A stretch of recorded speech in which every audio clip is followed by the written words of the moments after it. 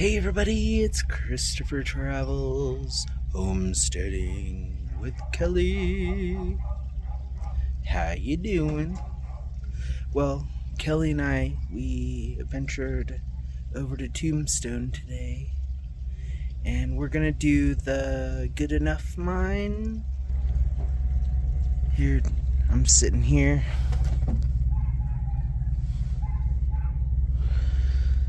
Waiting for the tour. We're gonna do the 3 o'clock one. So I thought I'd show you around. And I'm just chilling. Maybe I should have brought better shoes, but anyway. So I'll take you along with me wherever I can. That's where I was sitting. Anyway, we found this, I'm sure you guys have seen Tombstone before with other nomads, but I thought this was really cool. This 1880s house where the miners' place. I thought that was so cool. It's a Chinese crib. But this bed is so hard. Anyway, there's Kelly in the red jacket. Someone's dog going crazy. I need to go back home. Anyway. And over here, I think that's the entrance, but they got some donkeys. They had an alpaca come up here. Is he still over here? Aww. Where is it? Oh, there it is. It's so soft underneath.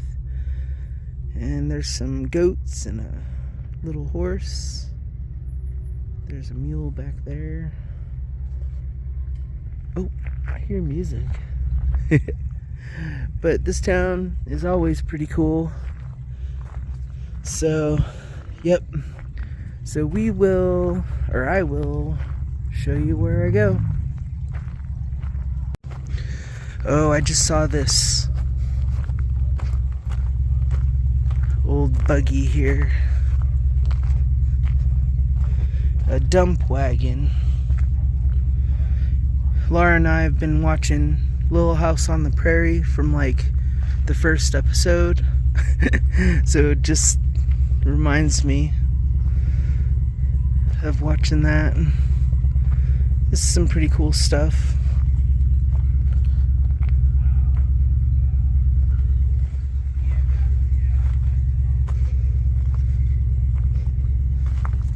So yeah, that's pretty cool.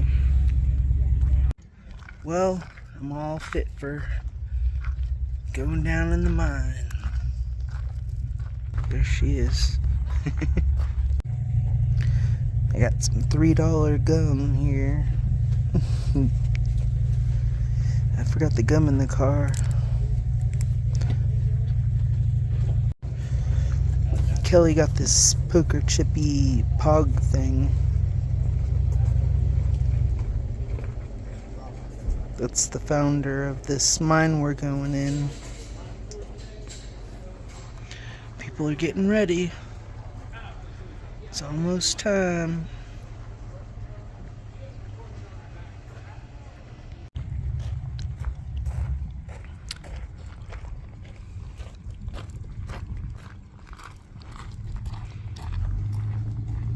They said a loud whistle's gonna go off in about 15 seconds.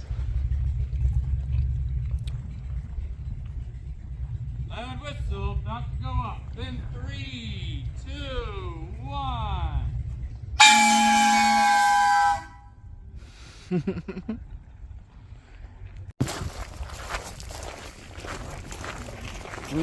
Now that hole to your bottom right, we actually call that the discovery hole. That is the original entrance and exit of the Good Enough mine. Of course, we don't like to use that one too much anymore today. But when Ed Shefflin came out to this piece of land, he would have to do another survey test, a third test. That would come back right here to 18... Above your head. That's one of our 5 gun fights from the day. Sometimes really become a nighttime.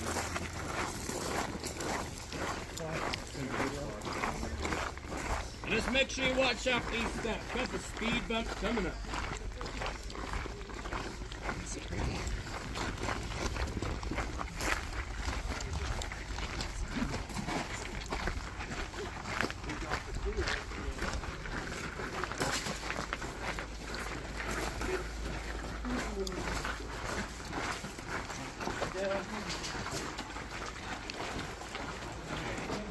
The discovery hole that you were just at a few seconds ago above ground. And now, in this good enough mine, there were actually 50 men working underground. Of those 50 men, they would divide them up. You had 20 drillers hand carving out the rock. You also had 10 supervisors in charge of the blasting powder.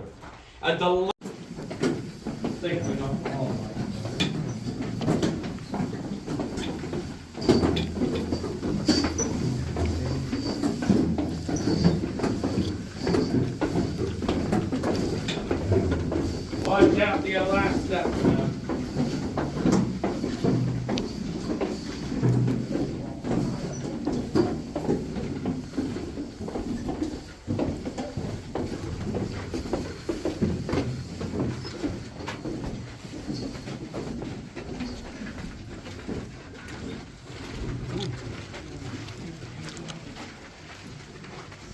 One nice thing about this mine is it stays 68 degrees down here year round as well. So if you come back during the summertime, it's the coolest place to be by far. Sure. Okay. Oh, there's one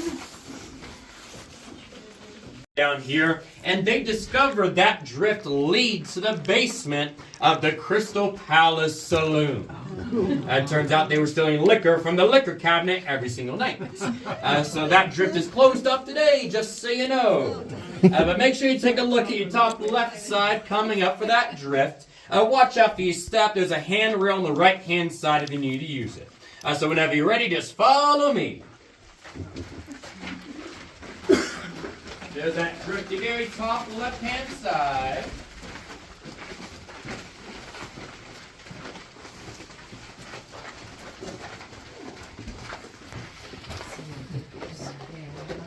That's the same drift above your head now at the top right now. Watch out for your head, do not.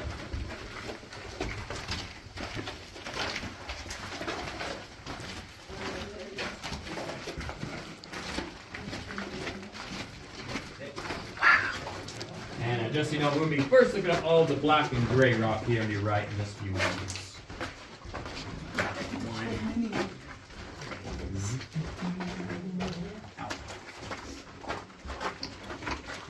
You got some here in the middle, some to its left, and a lot to the right. And now that rock formation, that's called gobbing or cribbing. That gobbing, it's all scrap rock. No need to take that out of the mine. Just make sure you see that blue rock here. I'll show you that in a couple minutes.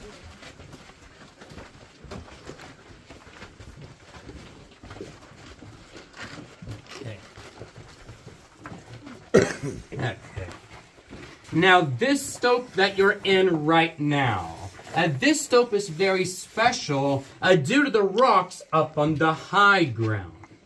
So all those rocks up there, notice you got jagged lines going through them in different colors. Those are called sedimentary layers. And those layers, they tell us one big fact. The area that you're standing in, this used to be an ancient seabed. Of course, that seabed could be a little bit over 100 million years ago, very long time ago. But if you've ever been slightly up north to us, to the Grand Canyon before, seen pictures of it at least, you're actually looking at the same exact formation right here. And we're just a very small version of the famous one today. So yeah, in this mine surrounding us, there's actually 48 different minerals. Now, one of those 48, very common underground, even sometimes above. It's a very common blue and green rock, like the one we have right behind me here to your bottom right. Now, this blue-green vein, most people think it's turquoise. Others might think it's copper or lead. It's actually none of those, but it is a very close cousin of turquoise called chrysocolla. And the major difference from that chrysocolla turquoise variant is by licking it. Of course, just so you know, I don't recommend licking the raw ore around here. But if you do happen to lick that ore, it's going to be rough to your tongue, and like licking sandpaper. Now, even watch out for your head, though. Second biggest head coming up. And a question too, yeah. Why are timbers just Timbers, hanging out? so these timbers are not actually very old. They're only like 10 to 20 years old. You might see some of them going throughout the mine, some big, some small. These are here because they initiate a 1880 seismograph the miners would have. They would basically shove boards like this, and if the board started to move, they knew the rock above you was unstable. Of course, with us doing inspection, if you don't take a seat, just make sure you have a good grip on the ground. And if you are standing up, just make sure you don't go on top of the big rocks or the logs. Don't want you to trip and fall. Just make sure you're on this flat piece up here. Candle light on.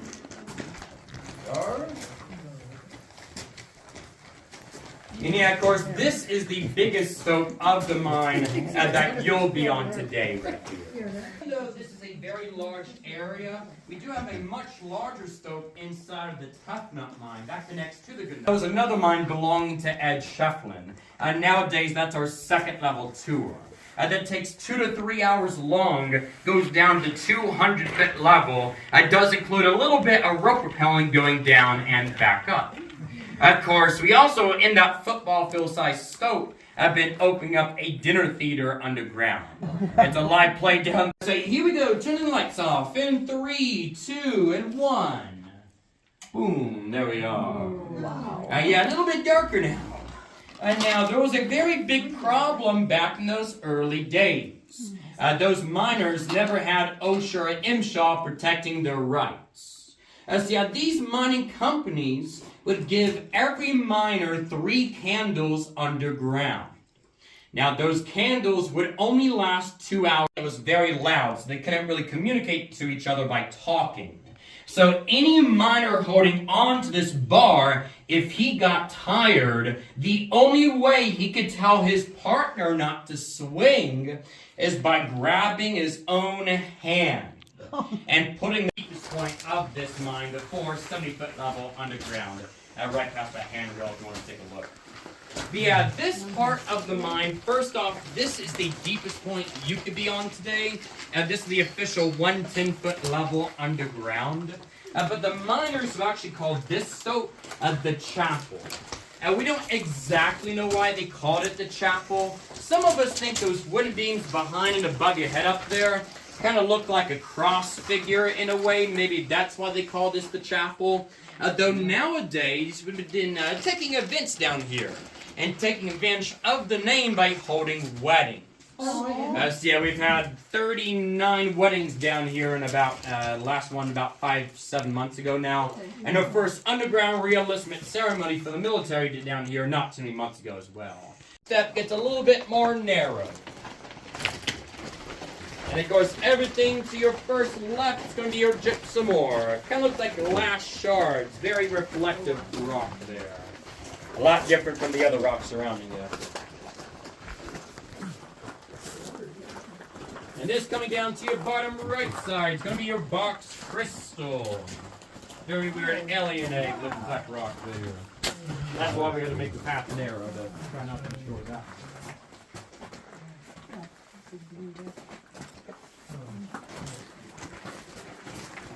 This coming up slightly above your head to your left there, all that super shiny black rock, does a very, very thin vein of high-grade silver. As that was the big money-making device they were really looking for. Whenever you're ready, you can always keep on doing it if you want. Just watch out for your head, take a seat on the bottom bench if you want. I'll be there in a few. really pretty up here. And that's your high-grade silver tea top left, all that black sparkling rock. So that's what they were after? Yes, right there. And of course, that's still down here because it's only like a millimeter left of that vein.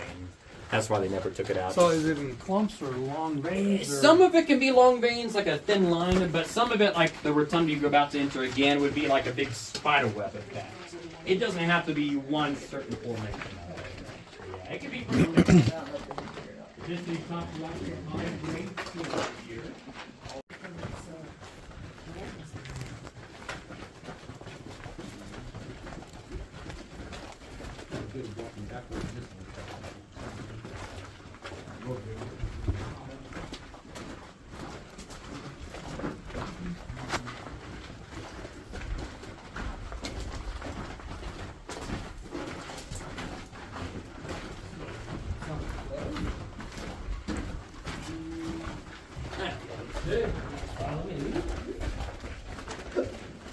Try not to walk through the people on the ground after this one.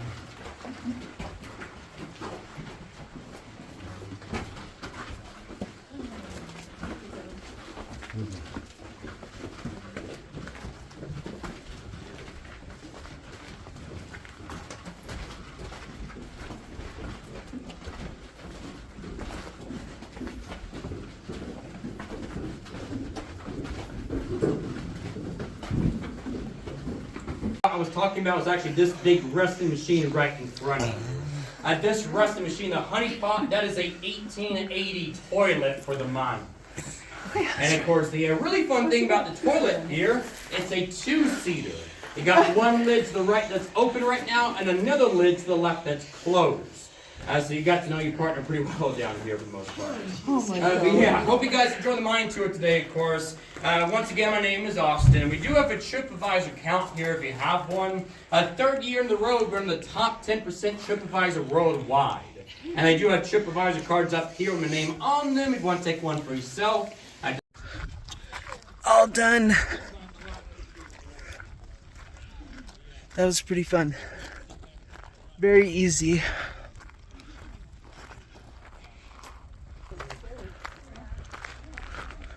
Pretty cool. Now we gotta get something to eat.